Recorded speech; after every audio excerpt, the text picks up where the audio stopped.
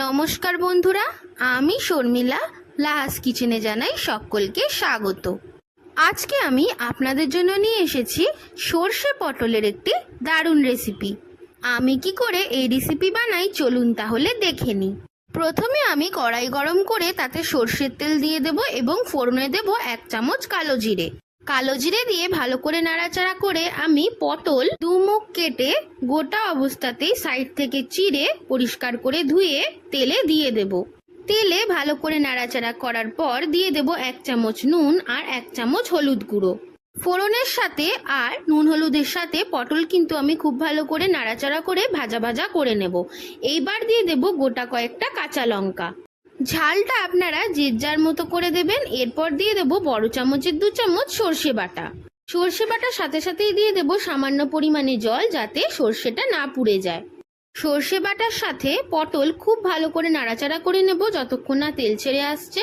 তেল ছেড়ে এলে পরিমাণ মতো পটল সেদ্ধ হওয়ার জন্য জল দিয়ে দেব। পটল সিদ্ধ হয়ে গেলে নামানোর আগে দিয়ে দেব কয়েক দানা চিনি। চিনি দিলেই কিন্তু রেডি আমাদের আজকের স্পেশাল রেসিপি সর্ষে পটল। সর্ষে পটল কিন্তু এরকমই একটু তেল তেল খেতেই ভালো লাগে। আপনারা যদি তেল বেশি না খেতে চান তাহলে অল্প তেলেও রান্না করে দেখতে পারেন, দারুণ সুন্দর টেস্ট হয়।